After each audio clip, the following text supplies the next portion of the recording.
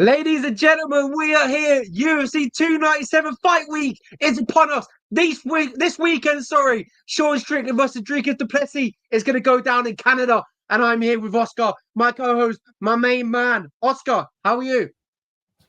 I am great, man. There is nothing like a UFC pay-per-view fight week. I just have this different energy the whole week because I know I'm about to see big stakes in the main event on Saturday, and it's going to be no different this time.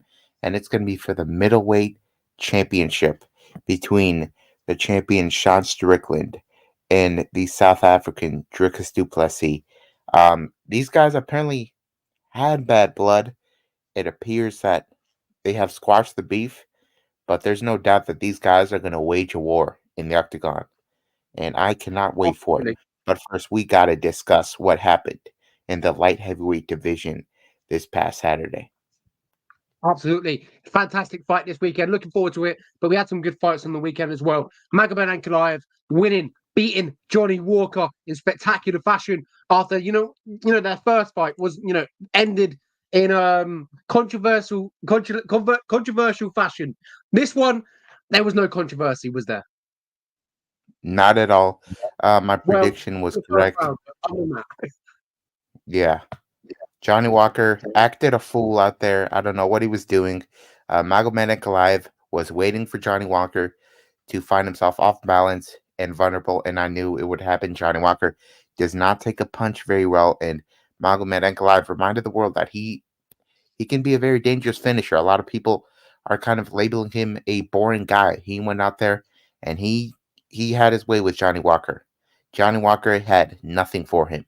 And as soon as he cracked Johnny Walker, he hits him with a vicious uppercut on the way down, breaking Johnny Walker's nose immediately. And there's no doubt about it. This man, to me, is the number one contender right now. Jamal Hill, there's so many question marks surrounding his health, his court situation coming up. We don't know what's going on. So I think Magomed Ankalaev should be the man to challenge Alex Pereira for the title. I know Alex wants Jamal Hill, but I don't want to wait to see that. I think we should see Alex defend the title earlier against Magomed Ankalaev, who's on an incredible unbeaten streak. The guy hasn't lost since his UFC debut against Paul Craig. Since then, he's not lost. He's had a draw. He's had a no contest, but he's coming off a perfect knockout to me. So you have got to give him this title shot. completely agree. As you mentioned, I feel like there is no other man out there that could probably, challenge for that title, except for Jamal Hill, you mentioned there. But obviously, we don't know what's happening with him. Uncertainty outside the ring, outside the octagon. So interesting to see what happens. But I would like to see Magomed Ankalaev challenge for that belt, and I feel like he's justified as well. So be good to see what happens next, and it'll be good to see what happens between Alex Pereira and Magomed Ankalaev. I think that is probably one of the best matchups that we have at light heavyweight at the moment. Yeah, I truly think that that there's no way to go wrong outside of not giving the title to Ankalaev. Outside of that, you can mix these guys any way you want, and you're gonna get explosive fights. Prohaska versus Rakic, that is gonna be awesome on 300, and I do think that this division will find some stability once Ankalaev, I think, inevitably wins that title. Absolutely agree. Fantastic main event, good knockout. We'll talk about the co-main event as well. This was the Told You So fight of the week, which you enlightened me about before we went on there because it completely slipped my head. It's been a busy week, ladies and gentlemen. University and stuff at work, everything going on. But I picked Jim Miller. Oscar, you picked Gabriel Benitez. And Jim Miller, at 40 years old, still getting the job done. Yeah, I was completely floored by this performance. I was thinking maybe we see somewhat of a drop off for Jim Miller. Maybe he's looking past Benitez. He already said he wanted to fight at UFC 300 in April. So maybe this was not a fight he was taking all that seriously. He was taking this fight very seriously. Benitez, we talked up his kickboxing, but it appears that the guy who's 35 now, he's definitely declining in ability and durability. Jim Miller was able to crack him on the feet, destroy his leg with leg kicks, and he was not intimidated whatsoever on the feet. And then when he took it to the ground, he had his way with Benitez, taking his back, getting that neck crank, that face crank in round 3. And it kind of looked effortless for Jim Miller out there. It looked like he was still trying to prove something, which is crazy because he's got the most wins in UFC history. No man can say they have more wins than Jim Miller in the octagon. No man can say they have more appearances than Jim Miller in the octagon. This guy is a bona fide Hall of Famer. I don't care what Daniel Cormier has to say. This guy is legitimately legendary. Absolutely, completely agree. Deserves all the praise, and he's obviously got his next fight booked for UFC 300 as well against Bobby Green. That's a fantastic matchmaker, isn't it? I love that fight. That fight was supposed to happen twice before, and now I feel like it makes sense more than ever, especially since Bobby Green is coming off of a horrible loss. I don't think Jim Miller would is capable of doing the same thing to him that Jalen Turner did. So I think it's a fair fight. And could you imagine if at 40 years of age, Jim Miller beats the 12th ranked lightweight in the world and gets into the top 15 of lightweight? Could you imagine for Jim Miller to be ranked at this point in his career? That would be very insane to me. And Jim Miller could even work his way up the rankings somehow with some matchups. You never know. It'd almost be sad to see him go, wouldn't it? I know he's 40 years old. Time catches up with you very quickly. Age catches up with you even quicker. So it'd be interesting to see how many years he's got left in the fight game. But yeah, it's good to see Jim Miller, still going up there and still fighting the best in the world, getting the job done. Be a good fight against Bobby Green. I'm looking forward to that. Next one, Mario Batista versus Ricky Simón. Mario Batista showcased a lot in this fight against a really good fighter in Ricky Simón, who I picked heading into this one. What went wrong for Ricky Simón in this one, Moscow? I honestly don't know. On paper, it looks like Simón has the better skill set, but one thing we did not take into account was the potential improvements that Mario Batista could make. His boxing has never looked better, and his cardio was off the chain here. He fought at a ridiculous pace. Simón is actually known for his cardio, and he got outpaced by Mario Batista. Batista just overwhelmed him with volume, and he sealed the deal in round 3. That was straight up domination. You could have scored that at 10-8 for Mario. So for me, it was just Mario Batista leveling up. We said that he was beating easier competition, and once he fought a ranked guy like Ricky, it was not going to go well. Well, it appeared to me that Mario Batista stepped up his game overall, and now I think this guy actually could be a player in this division, which I wasn't completely sold on him before. But after this guy really stepped his game up, and for Ricky, this is a tough one. It's now 2 back-to-back losses for him. Completely agree. Interesting to see what happens, but obviously, tough loss. Mario Batista looked good. He'll move on, and obviously, it will go on and fight someone in top 10, top 15. So good fight, good win. Next one, Bruno Ferreira versus Phil Hawes. We mentioned this one last week. Phil Hawes, he hasn't got that chin, man. He's been getting knocked out a lot recently, and another knockout. It was a devastating knockout as well. The pictures, the scene of Phil Hawes after the fight, on his hands and knees crying. I think it's a harsh reality of this game. You can never count your chickens, whatever they say. He was on a good wave back in the day. He beat Nasruddin Imavov. He beat Jacob Malkoun, and now he's suffering these knockout losses. His age is catching up to him. His chin is definitely seems like it's deteriorating. How good Phil Hawes could have been, we never know. But Bruno Ferreira put on a show. He's got power in them hands and completely knocked out Phil Hawes. A great knockout. Yeah, for me, this was a little too predictable. I called it exactly. I said Bruno would put him to sleep in round 1. That's what happened. There's not much else to say, but the durability for Phil Hawes is not there. And I think you definitely cannot book him against the power puncher next. That would just be cruel. Yeah, absolutely. If he's inside the UFC still, we got a comment here. How Volk does against current bantamweight, featherweight, and even lightweight champs of PFL and Bellator? Oscar, would you like to ask that? I think it's ridiculous to suggest that Volkanovski against Patchy Mix. That's just It's just not a fair fight. Volk is just significantly bigger. We saw him fight at lightweight and do very well. I think that's not fair in at featherweight. Uh, Olivier Aubin Mercier is retired, but either way, I think that's just not it's not a good fight for those guys. Volkanovski is the best in his division. He only lost when he moved up. And if you want to talk about lightweight, as I said, um, Usman Nurmagomedov. Now that one would be interesting. I could see Usman Nurmagomedov winning that one because his striking is so good. But across the board, I just think Volkanovski is almost impossible to beat unless you're Islam Makhachev. Absolutely agree. Back to UFC. We'll talk about Cortes-Acosta versus Andre Arlovski. This one, I had a bet on this one. I thought Wilder was going to finish Andre Arlovski, but Andre just kept on doing enough to stay inside the fight. That could have been his veteran experience. You know, he's been around for a very long time, had loads of fights inside the UFC, inside his MMA career.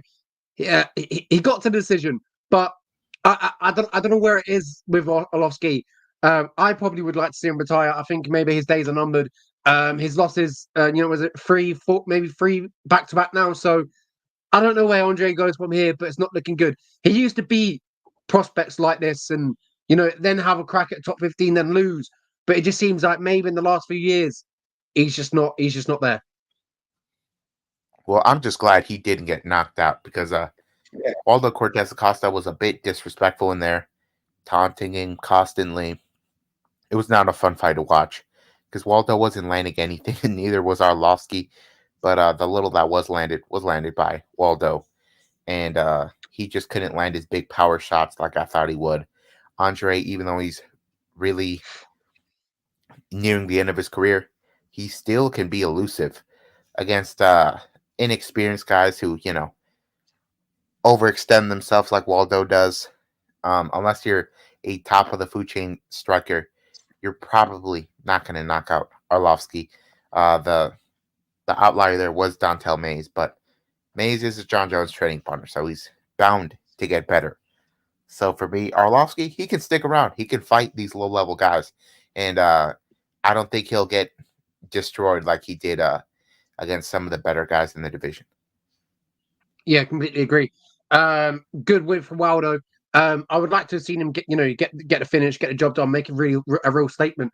Didn't get the job done. He did get the job done, but he didn't get the finish. But you know what I'm trying to say. Next one, Preston Parsons against Matthew Semmelsberger at 170 pounds. I thought Matthew Semmelsberger was going to get this job done. I thought he was going to get a knockout and knock out Preston Parsons. Did not go like that. Preston got the job done. Decision, unanimous decision. Oscar, a good performance from Preston Parsons, or how would you evaluate that performance? I thought that this was a very good performance by Preston Parsons.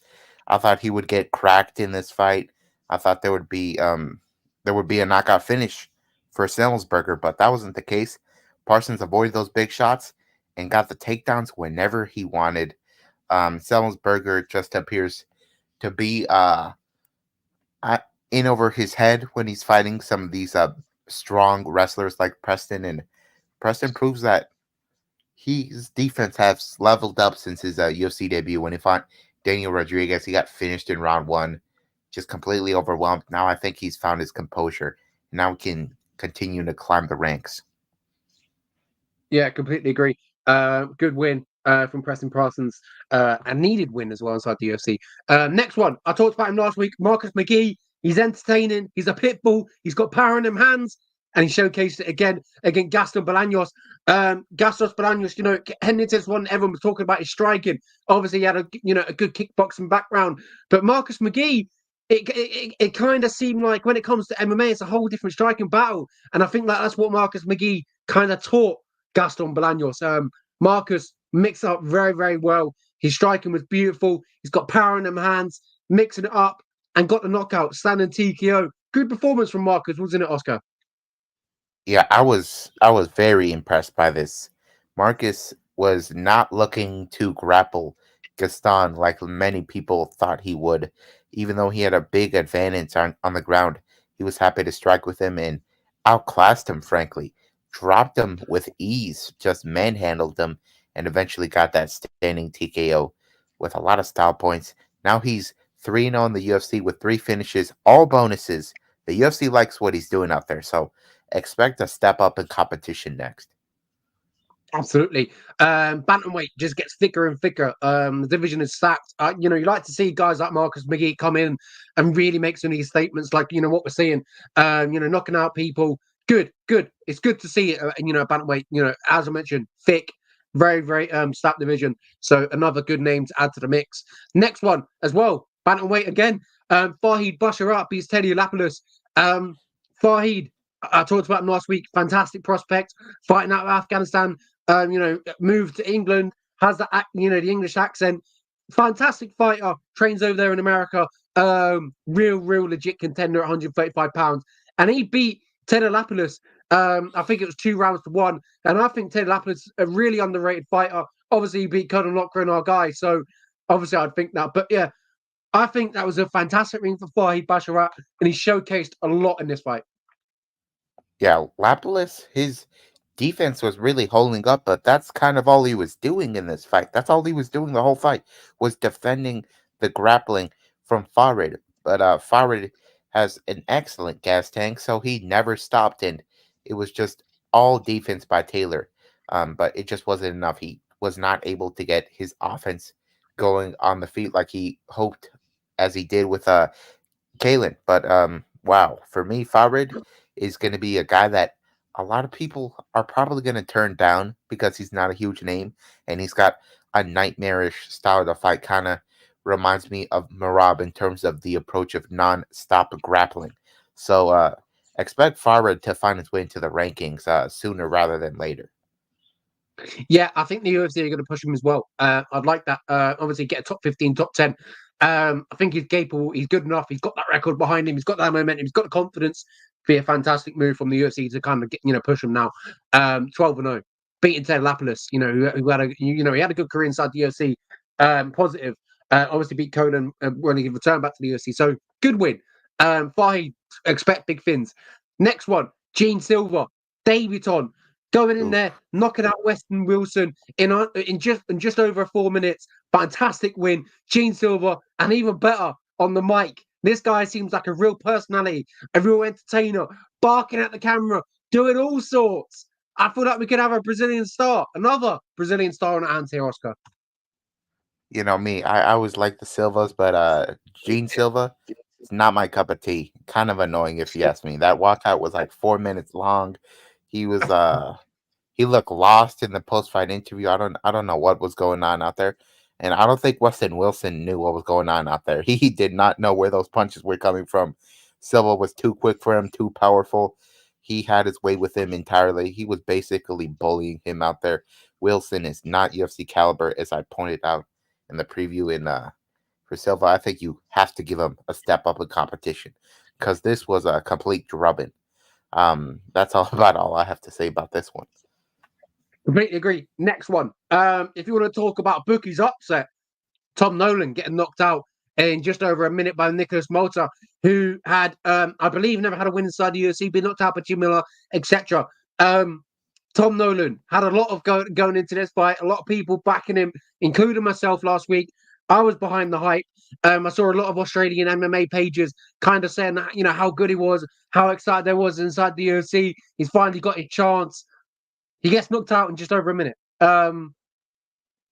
Is that just a lapse in a lapse in concentration? Is it just a freak knockout, or did Nicholas Murta just land that one good punch basically? Moda has already gotten a win in the UFC before he knocked out Cameron Van Camp in round 1. He's got power in those hands, but it's all about letting those hands go. And he let him go. He kind of had nothing to lose here because his fight, even though it wasn't an official loss, he was in a deep submission after losing a fight on the feet to Trey Ogden. So he was basically on his way out, it seemed, and he was a huge underdog. So he just said, screw it, I'm going to go for it right away. And Tom Nolan, he kind of falls into that category of guys with a tall man defense. They just, their chin is just too high up, and it was there to be hit. He got cracked. He just has to level up his defense, and I think he could give some guys problems. But for Moda, he is in a very good gym. He's one of Sean Strickland's training partners, and he found that chin on Tom Nolan. Tom Nolan definitely was overlooking Moda, and he paid for it. Absolutely. It'd be interesting to see how Tom Nolan comes back from this, but nonetheless, good experience for himself. I know he got knocked out, but still good experience to get on stage and throughout the fight week and stuff like that, etc. We'll talk about next one, the first fight of the evening, Joshua Van. We were both high on him last week. He proved it yet again. Joshua is a legit contender at 125 pounds. A fantastic win, Oscar. He looked really good. I love Joshua Van, and it was looking like a tough fight for him early on. Felipe Buenas, I didn't know how big this guy was. This guy's huge. He was he was really giving problems to Van. He was hitting him with big head kicks, just using his length very effectively. I think this guy's going to beat a good amount of guys in this division, but Van is just a different beast. When he starts putting his output out there, mixing it up to the body, landing combinations, he's relentless. And he was able to break Felipe Buenas, the guy who is on a pretty good run, was an LFA champion, and wow, he just outclassed him. He's got that dog in him, as they say, and he's already begging for a fight again. This guy fought in November of last year, just fought this past Saturday, and he wants to fight again. This guy has the eye of the tiger. He's ready. He's ready to move his way up, and I think there's so many good matchups for him. And as I said, I believe this guy will find himself in the top 5 one day, if not be a champion. He's still only 22, and he just looks so impressive to me out there. Absolutely. Fantastic win for Joshua Van. Good to see another contender come through the ranks at 125 pounds. I feel like another great division that we have inside the UFC, so it's good. That was pretty much of UFC Vegas 66, I want to say. There's been too many now, the UFC. Too many Apex cards. It's 84. 84. That's it. Anyway, I don't know where I got 66 from. 84. Too many. It's ridiculous. I don't care. I've lost count. Move on, Oscar. Not Oscar. Move on, Dana White. I don't know why I outed Oscar there. Move on, Dana White. Move on, the UFC. I don't want to be seeing it happen anymore. I'm sick of the Apex cards. Keep Power Slap in the Apex, not the UFC. We don't want it. Anyway, run over, Oscar. We got some good fights to talk about this weekend.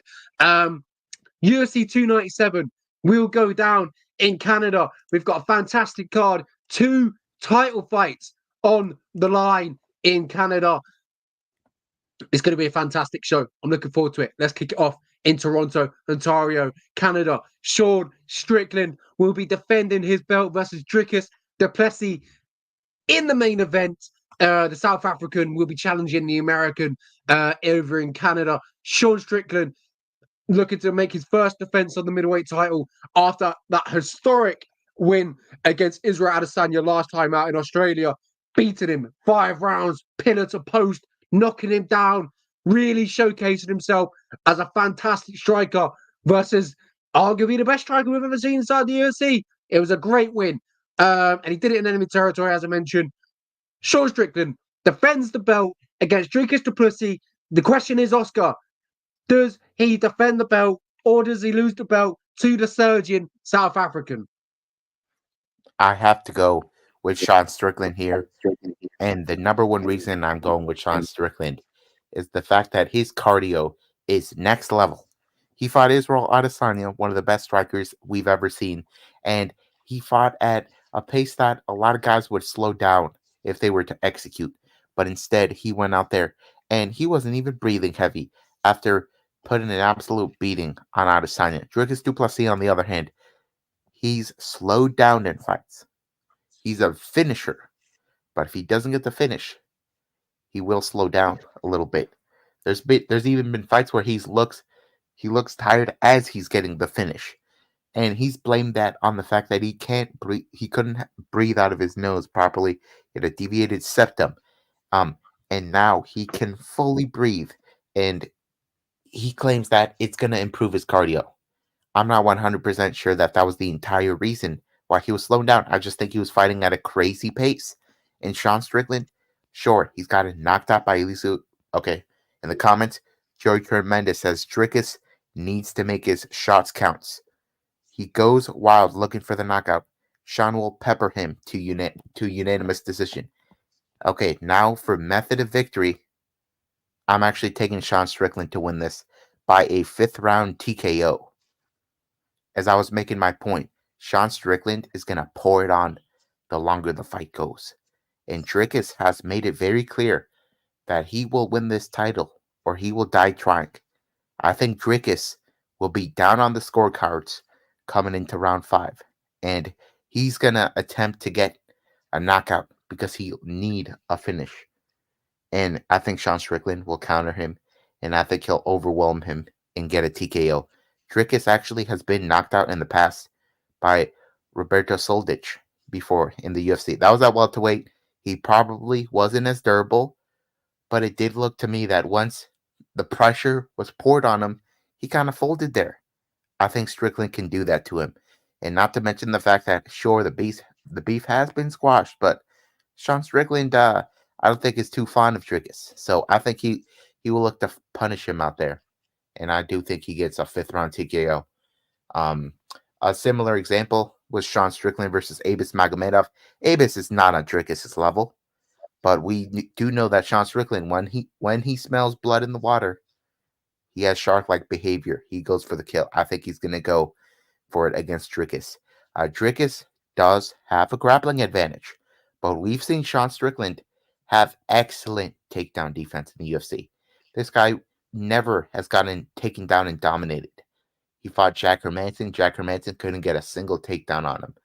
I think that Strickland keeps this standing, and he probably loses rounds 1 and 2. He probably gets hit with big shots, but he fought a power puncher like Jared Cannonier, did just fine. He fought Adesanya, never even got rocked. I think Sean Strickland can handle himself against a guy that doesn't hit as hard as Alex Pereira. So I'm taking Sean Strickland by 5th round TKO. Do you agree? I do agree. I like Sean Strickland in this fight.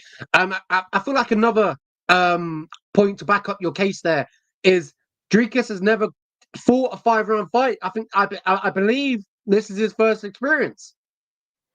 Yeah, he's been scheduled for 5 rounders, but he never needed to go that long because he gets the early finish. But what happens when he can't get that finish is the question. Yeah, absolutely. You mentioned there, obviously he gets tired even when he's winning. I think that was a reference to obviously the Darren Till victory. Yeah.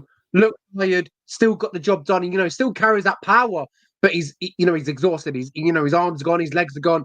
Yeah, so I like what you made there. Fantastic point. I also have got a Sean Strickland in this fight, and I do believe maybe a late knockout TKO will present itself. I like that. But I'm going with you, D. I think that's where Sean Strickland shines. He might get carried away with the moment, roar on the crowd, just like to beat on Dricus du Plessis. Obviously, there's been a war of words heading into this one. As you mentioned, they squashed it sort of, but as you mentioned, I still think there is something in the back of their mind that maybe Sean Strickland does want to hurt this guy. Obviously what Dricus has said in press conference and stuff about Sean's past. I feel like Sean's going to want to punish him a little bit here, and I feel like we're going to see a unanimous decision victory, and Sean enjoying his labor of his work and sort of put a beating on Dricus in them later rounds. I think the 3rd, the 4th, and the 5th round is where we'll see complete dominance from Sean Strickland. Yeah, I agree with you there. Either way, I think this will be a fight of the night. I think these guys are going to throw down and put on a show for the Toronto fans. And I think it perfectly sets up an opportunity for Israel Adesanya to fight Sean Strickland. Maybe at UFC 300, you never know. Or maybe even Hamzat Chimaev steps up. But I got a feeling the winner of this will be making a quick turnaround. Yeah, it'll be interesting to see how it goes down this weekend. Sean Strickland versus Dricus du Plessis this weekend. UFC Vegas, UFC 297 in Canada. It's gonna be a good one. It's good to be in front of the fans again. I feel like it's been ages, but we just had that long break. That's all. All we had was that long break, December, January break. It feels like ages since we've been in front of fans. But anyway, this weekend we'll have them roaring Canadians. It'll be good. I like it when we're in front of the fans. It just gives that feel to it that we're actually watching the UFC and not a power slap card. So it's good. I'm liking it. Co-main event, the UFC bantamweight strap, UFC women's bantamweight strap will come either to Raquel Pennington or Mayra Bueno Silva.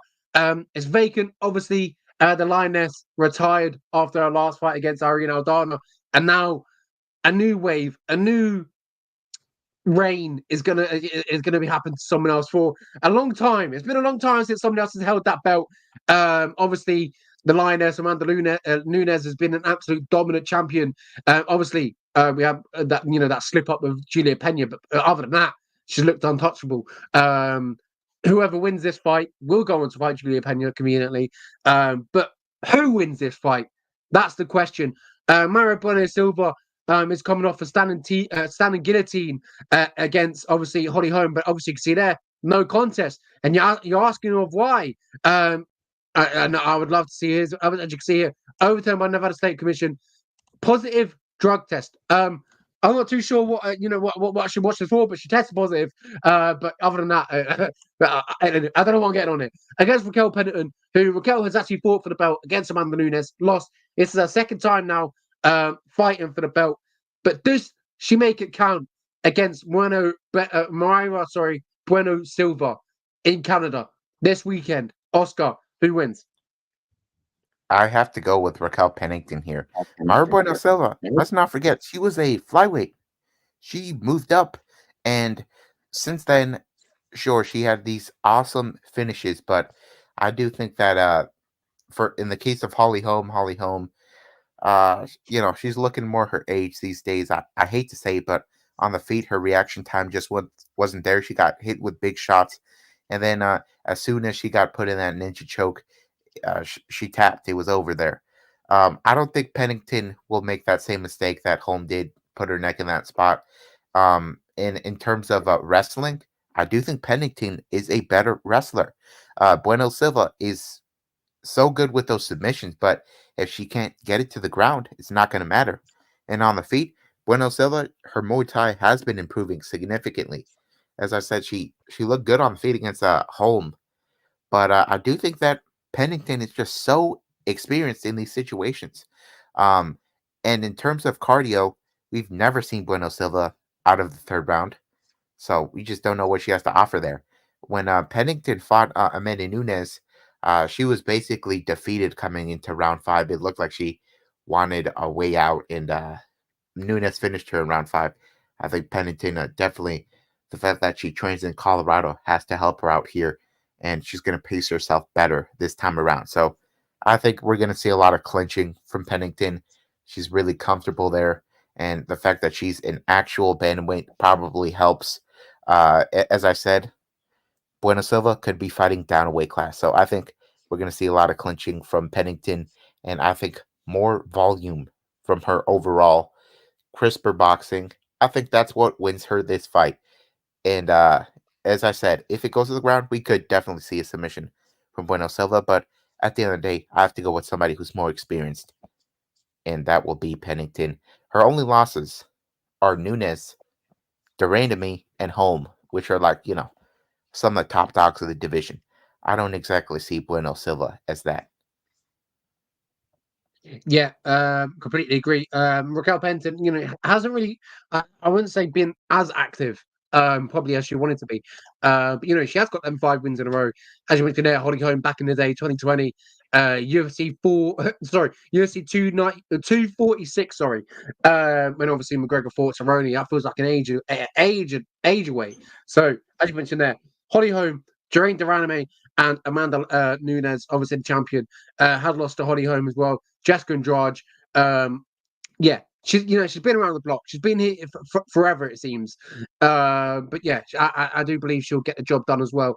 Beat Marion Renault, Pani Kianzad, Mason Chiachon, Aspen Ladd, and obviously in her last fight, beat Caitlin Vieira by split decision.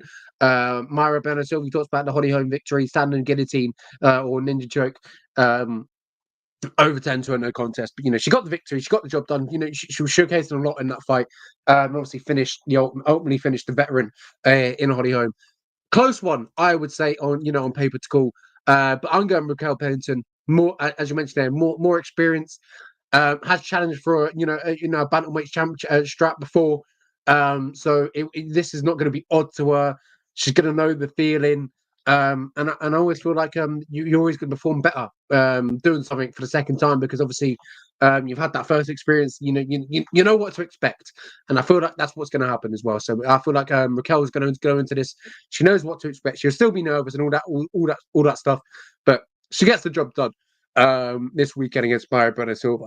A tough fight. Look into it. Probably a close one to call. I predict this one probably going the full distance as well. Yeah, as I said, Pennington will definitely be the one that benefits from a longer fight.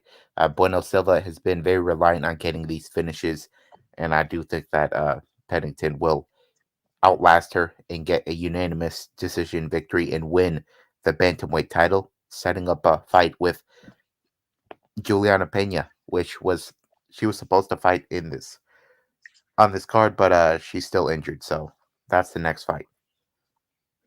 Absolutely. Next one, we'll talk about Neil Magny versus Mike Malott. When someone asked me during the week on Instagram, and they asked me whether would they be outrageous or who would they rather pick? Do they think? Basically, they asked me, do they think it would be good to bet on Mike Malott? And I had to really sit there and think. Let's look at who he's fighting. He's fighting Neil Magny. Neil Magny's been in these sort of fights his whole career. He's beat some really, really good guys. He's beat Phil Rowe, Daniel Rodriguez. He's only lost, who I'd say, some decent losses.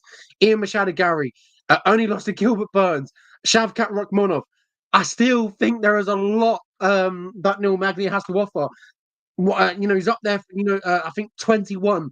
If you look, the active fighters with the most wins inside the UFC, I think he's third with 21 wins inside the UFC. I feel like this is where Neil Magny, showcases. He's good, but he's not good enough to get into the rankings. He's stuck in that little middle bit, and he's never going to get out of it.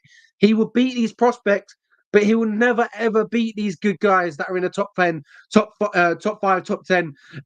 He just doesn't have enough. And I think this is another fight where we'll see that. And I believe that Neil Magny is going to finish and beat Mike Malott. Wow, that is a bold take. Mike Malott is a 2-1 favorite. I think this is a bad matchup for Neil Magny because Neil Magny does not do well against guys with really good offensive submission games. That's what Mike Malott has. He trains at Alpha Male, so he's got. He used to be a coach at Alpha Male. He now trains at Niagara Top Team, but his submission offense is just so good, and on the feet he is hittable, but he's got a lot of power behind those strikes, which is really remarkable because he used to be a featherweight, but he got all this size, and now he really hits like a truck. Knocked out Mickey Gall in his debut, knocked out Adam Fugit, and he's just on a really good roll right now. And Neil Magny, on the other hand, there could be a point where we start to see a decline. I don't know, but for me, I just think Malott has a lot of options to finish this fight. I think he finishes it in round 2 with a submission. Neil Magny, sure, he got submitted by Shavkat Rakhmonov, Gilbert Burns, Dos Anjos. I think Malott can find that neck on Neil Magny.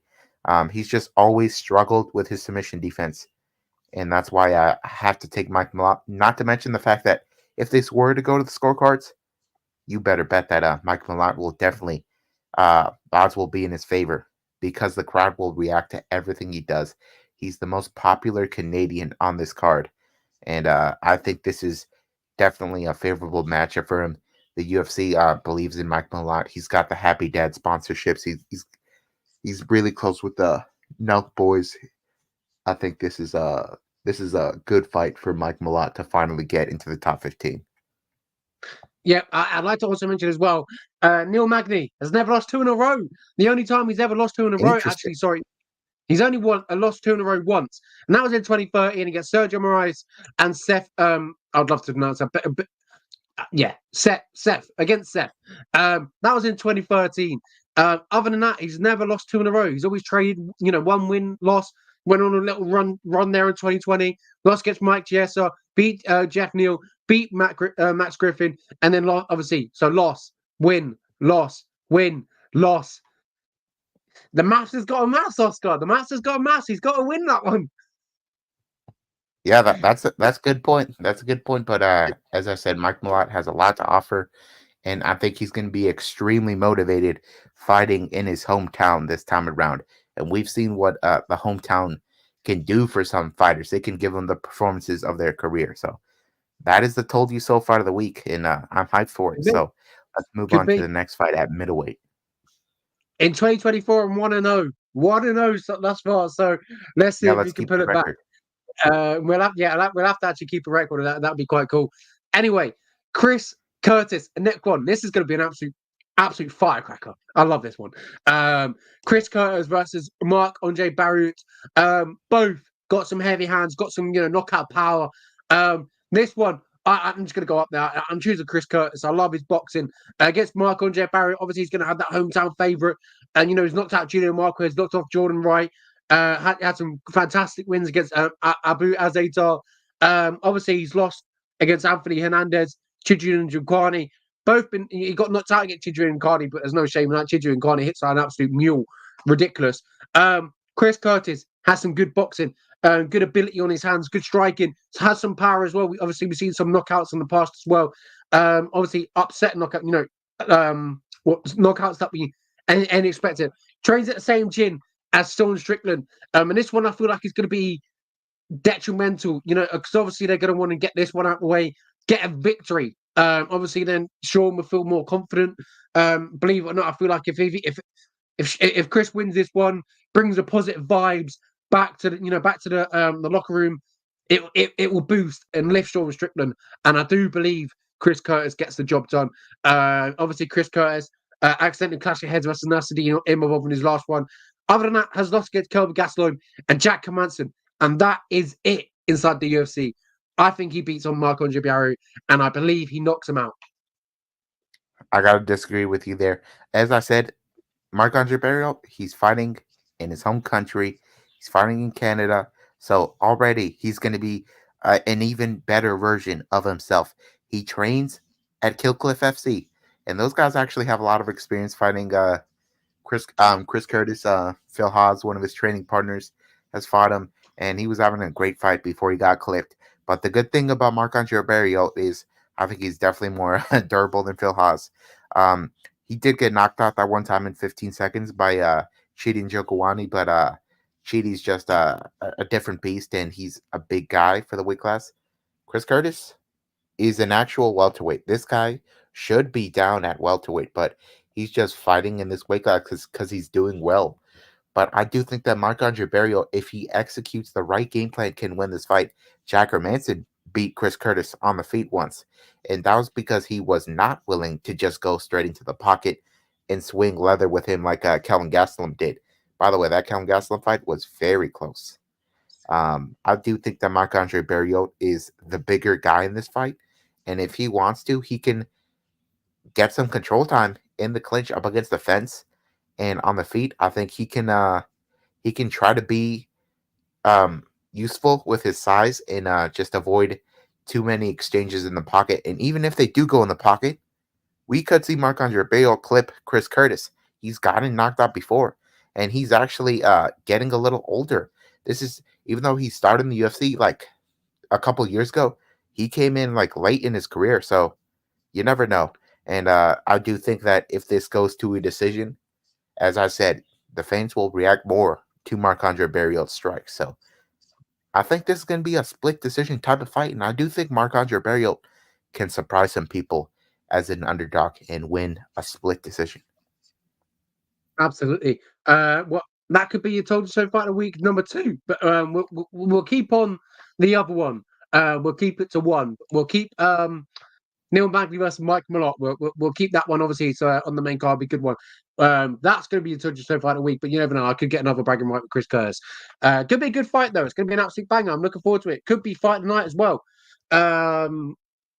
It's going to be a good one. I'm looking forward to it, as mentioned.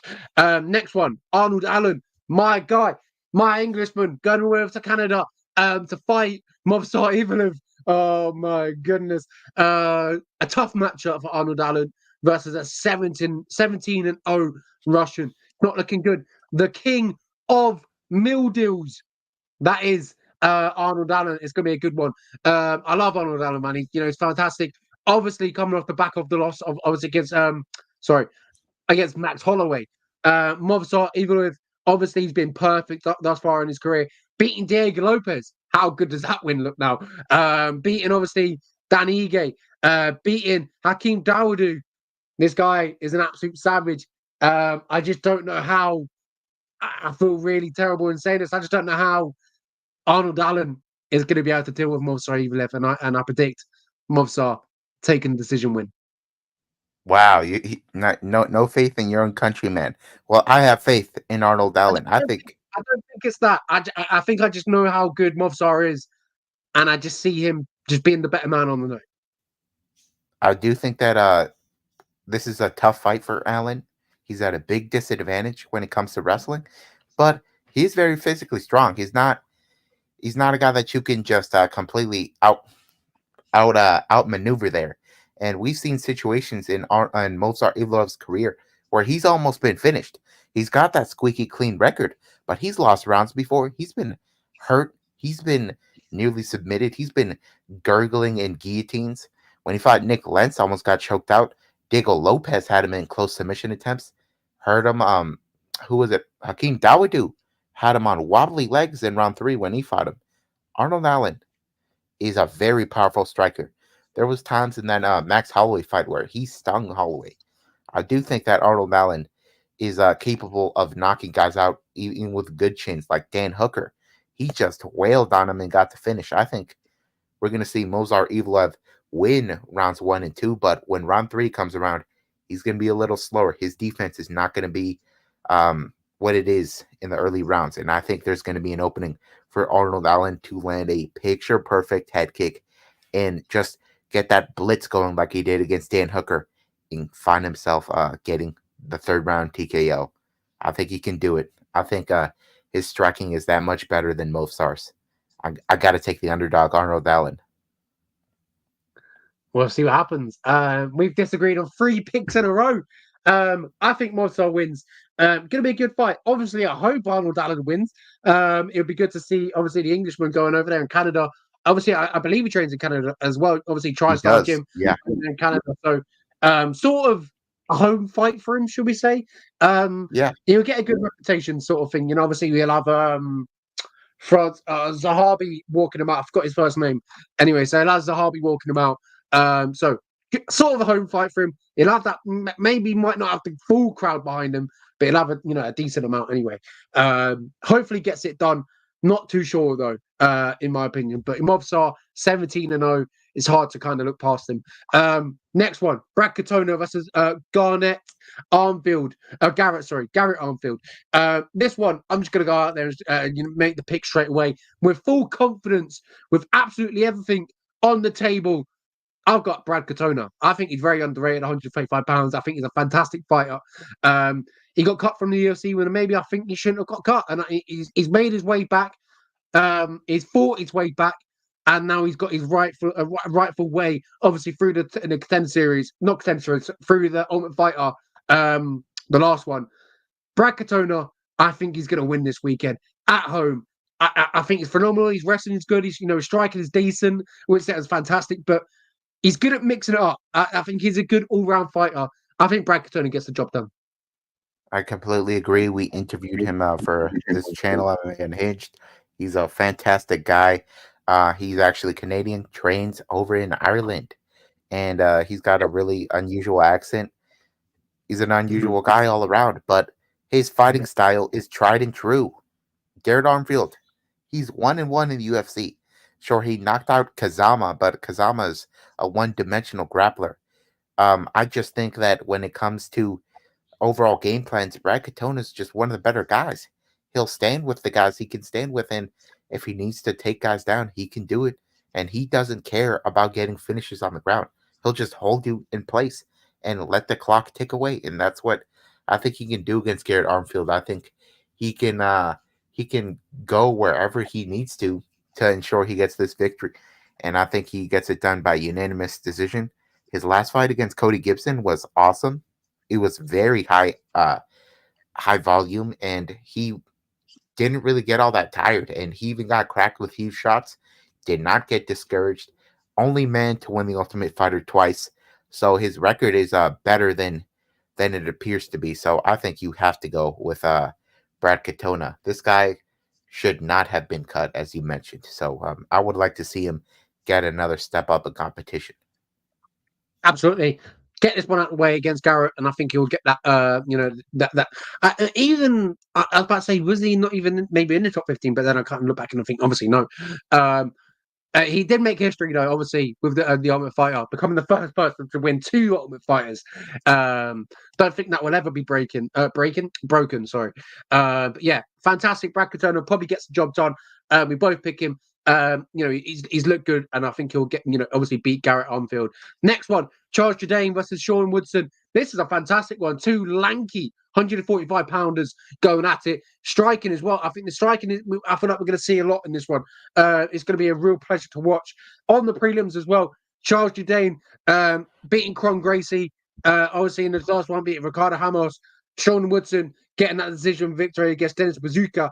And obviously that one before that, that wild draw versus Luis Saldana. This one is tricky. As I mentioned, 6'2", 5'9". A fantastic reach advantage for Sean Woodson. But when's he not got a reach advantage? It's ridiculous. Oscar, I'm going to go over to you first for this one. 2 lanky featherweights going at it in Canada. Are you picking Charles Jourdain at home, or are you picking the American to go over and get the victory?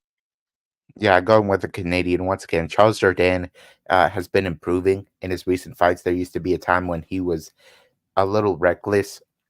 Now he's got real game plans when he's going out there, and he's finding a finish more often than not. His guillotine is one of the better ones in the whole division.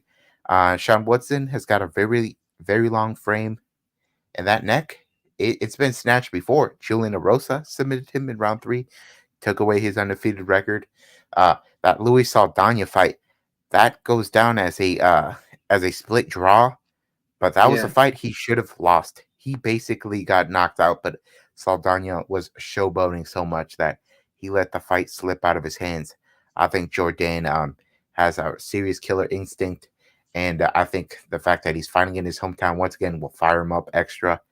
And I think he finds a finish in round 3. Woodson has slowed down before, and also he likes to mix in wrestling here and there. That's how he won his last fight. And I do think that he will leave his neck open, and I think Charles Jourdain gets that guillotine in round 3. Yeah, going to be a good one. Looking forward to it. Charles Jourdain. Obviously, I've got Jourdain as well. Be a fantastic one on the prelims. Definitely make sure you catch that one. Going to be a good one. Next one, Sahi Sadi. I don't know how to pronounce his name, but Luke from MMA Unhinged. Obviously, he does interviews here. He's Canadian. He interviews all these fantastic Canadian fighters, and he's had the pleasure to speak to most of them. Well, I say most of them, but some of them on this card. He spoke to Brad Katona, he spoke to Sadi, and he spoke to Gillian Robertson. And he's always spoke to me about, obviously, Sadi, 10-1, came off the contender series. He talked to me about how good he is. He's taken on Rahman Tavares, who obviously got a victory in his last time out against. Oh my God, these names get harder and harder. He had back-to-back fights contenders. It's actually a rematch from the contender series, the first fight. I don't remember that one off the top of my head. I presume Oscar remembers that one. Obviously, Sahi Sadi got the victory that night. Does he get it again? Yeah, so Kevin McDonald messed up the first time these two fought. Sadie got a knockdown, was ready to land the ground pound and finish it off, but it was just waved off too early. But honestly, it was just a formality, the ground and pound. I think Sadie would have finished him anyway. Tavares, he actually landed a couple shots in that first fight. Didn't matter. City just landed the first huge shot and he dropped them. I think this fight is just gonna reestablish what we already know. City is a serious power puncher, and he's seriously gonna get a real finish this time. I think he gets that first round knockout. Not much else to say here. He proved that he already can drop him, and I just think this time around he's gonna be able to finish him off ground and pound. That's the only difference. Yeah. completely agree. Luke has gone on about her city, so let's see how he gets on. 10-1 Canadian prospect, be a good one for the Canadian fans. Next one, Gillian Robertson, been around in the UFC for how long now? Feels like forever. We've kind of watched her grow up, and she's only 28 years old. I feel like there is still a lot to come from Gillian Robertson. Still have not seen the best of her, I feel like. But she's so one-dimensional. It's incredible. You know what to expect from Gillian Robertson. She's going to look to hold you down and submit you. That's pretty much it. Our last few losses have been to Tabitha Ricci and one back in the day against JJ Aldridge. She went on a 2-fight winning streak, beat Maria Agapova, and she also beat Pereira Rodriguez 9-0. She takes on Poliana Viana, who comes off the defeat against Izamin Lucindo. Before that, beating Junior Frey by hooks. Tiki Oda, and obviously lost to the Beef for Ricky as well. They have mutual losses. This one, as you can see, according to Tapology and the betting odds, Gillian Robertson is a slight favourite, and I probably would agree with that. And I probably would go for a Gillian Robertson submission because I just believe that's the only way that Gillian Robertson can win. If you look at Poliana Viana's losses, she has been submitted by Lucindo. She has been submitted by Veronica Hardy. She's been submitted in the past, and I feel like that's we know where Gillian Robertson shines. She shines on the ground. She shines in them grappling exchanges, and I think Gillian Robertson gets the submission victory. I think that's the only way I can put it. Yeah, honestly, I just think this is a bad fight for Viana. She does well when she's got a big advantage on the ground over her opponents, and on the feet, she usually doesn't do all that well. I do think she probably has the advantage standing with Gillian Robertson, but it doesn't matter. Robertson has got better wrestling. She's going to take her down. She's going to tire out Viana. And Viana, she may be a jiu-jitsu world champion on paper, but it doesn't look that way in the octagon. She gives up submissions. And Robertson is the queen of submissions in the UFC, especially back when she was at flyweight. So I think she taps her out in round 2. That's just what she's an expert at. And Viana, as I said, in her last fight, she gave it up to Yasmin Lucindo very easily. And I think that Robertson is even better than Lucindo on the ground. Well, yeah, completely agree. Gillian Robertson, very underrated. Good grappler. Definitely feel like obviously that's the only way she wins and gets the submission victories. And one dimensional, as I talked about, very, very relies heavily on that, the grappling stuff. Like next one, Johan Linnaeus versus Sam Patterson, another Brit on the card. This one, 170 pounds. Obviously, Sam Patterson has been fighting at lightweight most of his career. And last one, he fought at lightweight against Yanao Ashmus. Obviously got knocked out, KO'd. Obviously, it was a counter left, and then ground strikes to follow. And eventually put Sam Patterson out. Johan Linnaeus has showed a little bit of what he can do in his career, and striking. Obviously, he's lost to Gabe Green. He's lost to Mike Malott. Got submitted and got knocked out. That's his only 2 losses inside his career. He's beat Darian Weeks. He's beat Justin Burlinson, another Brit, actually, on the Contender Series. He showcased some power in his career. And obviously, Sam Patterson got knocked out badly in his last one.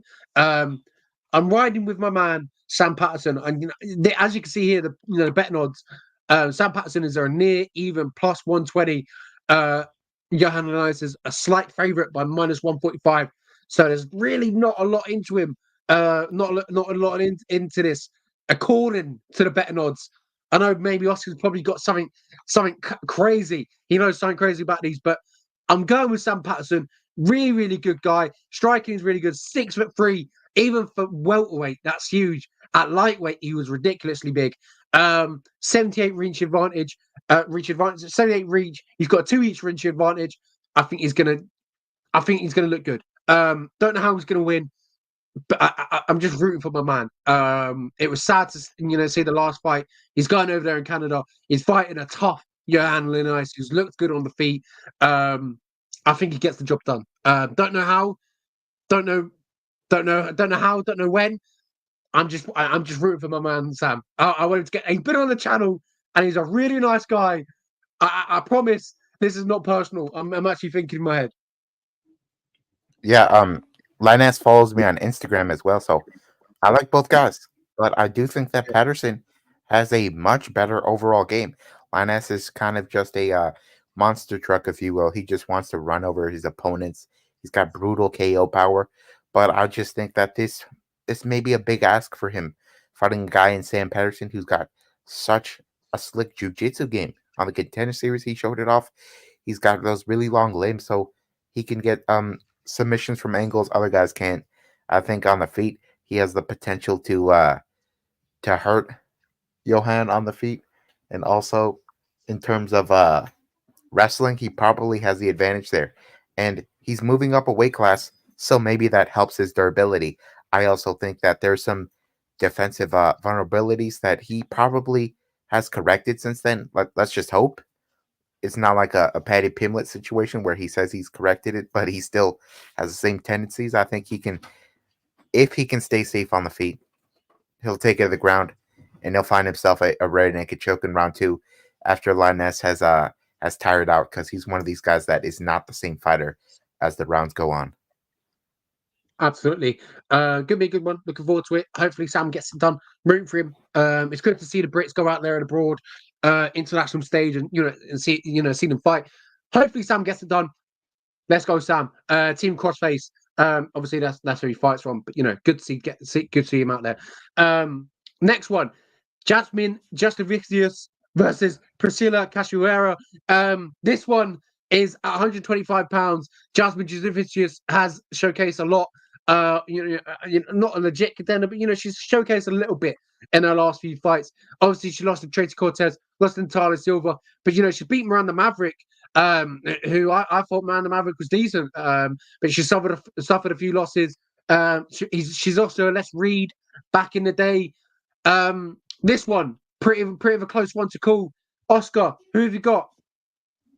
For me, I'm super confident in Jasmine Jastovicius.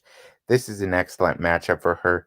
On the feet, the edge probably goes to Priscilla, but the thing is that the wrestling advantage is so huge for Jasmine that the takedown threat alone will probably shut down Priscilla a little bit on the feet. And we've seen Priscilla get easily submitted before. So it would not surprise me if we see Jasmine find a finisher, but I do think she wins a unanimous decision. She just gets the takedown whenever she wants it. And we've seen how awful Priscilla can be off of her back. She's just not a good grappler whatsoever. So this is a very favorable matchup for the Canadian. That's why she's a 4-1 favorite. Yeah, Priscilla Cachoeira, zombie girl. No, obviously she's looking for that knockout all the time, throwing them big bombs. When she gets tired, it's pretty much game over. But yeah, this one, a good one. Jasmine probably gets it done. Next one, 125 pounds. Malcolm Gordon versus Jimmy Flick. Jimmy Flick, if I'm correct, retired, came back. Obviously, he lost to Charles Johnson. Obviously, when he came back, he lost against Charles Johnson, lost against Alessandro Costa. Malcolm Gordon, 2 losses back-to-back as well against Mohamed Merkiv, and obviously a last one against Jake Hadley. 2 decent enough losses. Merkiv, there's no shame in that one. Jake Hadley, that's not too bad. Jake Hadley's obviously showcased a little bit of a game. Obviously he just lost, but Jimmy Flick, it seemed like there was potential, had that break, and I feel like he's trying to get back up to speed of things.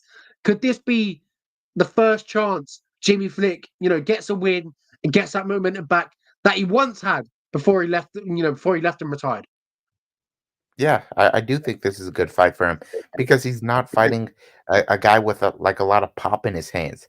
He's not fighting Alexander Costa. He's not fighting Charles Johnson. Both guys are historically not like big knockout artists, but I really think Malcolm Gordon is a bit one-dimensional. He does have some Muay Thai training, but he's always looking for submissions, and he himself is not durable at all. You hit this guy clean, he'll topple over. And he's been caught in submissions multiple times in his UFC run. And Jimmy Flick, he's so slick, man. He got that flying triangle against Cody Durden in his debut, and that win aged pretty well, if you ask me. So I do think that Jimmy Flick will take the fight where he wants it, to the ground, and I think he finds himself getting a submission in round one. I think this is going to Yeah. be pretty quick for Jimmy Flick. I like that slick flick, quick. How long can we go on for, Oscar? But yeah, it's a good fight. I'm looking forward to it. I'm looking to see Slick Flick get the job done. Obviously, he had that lot of momentum beating. Obviously talked about the flying triangle against Cody Durden. Obviously, that win aged brilliantly. So we'll see how he gets on this weekend. That's pretty much it. UFC 297, Oscar. In Canada, it's a great card. 2 title fights at the top of the bill, as you can see there, Sean Strickland, Dricus Du Plessis, Raquel Pennington, and Myra Bueno Silva. Oscar, what's your pick for fight tonight, other than the main event? Yeah, I think Chris Curtis and Marc-André Barrios, those guys are going to throw down. And I do think that Marc-André Barrios is going to surprise a lot of people. I'm a big fan of his. And I say he's not a bad bet in terms of underdogs on this card, which you saw me. I'm not afraid to take an underdog on this card. So I think this is going to be a really fun fight card to watch overall. I know in terms of name value, it's not crazy like UFC 299 or UFC 300, but I expect this to be a very quality card, top to bottom, with a bunch of very excited Canadian fans, because these fans have not gotten a fight card since I think it was Brian Ortega versus Max Holloway in December of 2018, I think it was. So they're going to be very hyped for this card. And I think the majority of the Canadians are going to get wins. So expect huge reactions from the crowd. Yep, should be good in front of the fans, in front of the Canadian fans. I'm looking forward to it. It's always good it feels extra special when there's fans in the arena. It makes it feels better when when you see that big knockout and the fans go wild.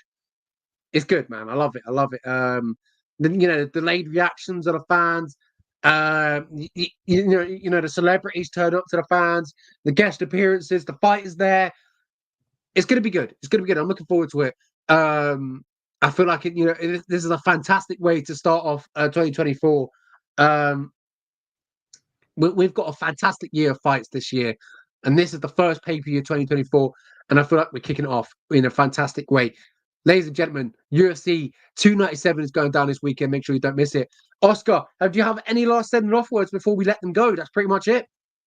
Yeah, make sure to enjoy the fights and be with us next Thursday for the recap of this Saturday's events. I think we'll have a lot of talking points. Potentially, we'll at least have one new champion in the co-main event, maybe two. So that alone is going to give us a lot to talk about, and maybe the main event for UFC 300 shapes up by then. But either way, make sure to join us next week and enjoy the fights.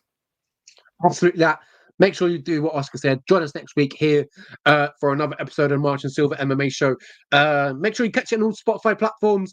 And if you are listening to a Spotify platform, make sure you continue listening, because there is a Mark Hunt interview that is going to follow this show or be at the start of the show.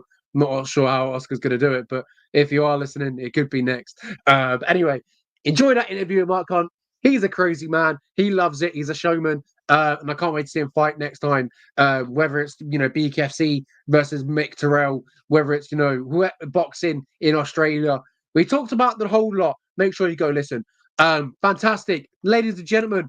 Make sure you catch us next weekend, Thursday. We'll be here. Thank you very much, and we'll see you all next week. Enjoy the fights this weekend, and have a good one.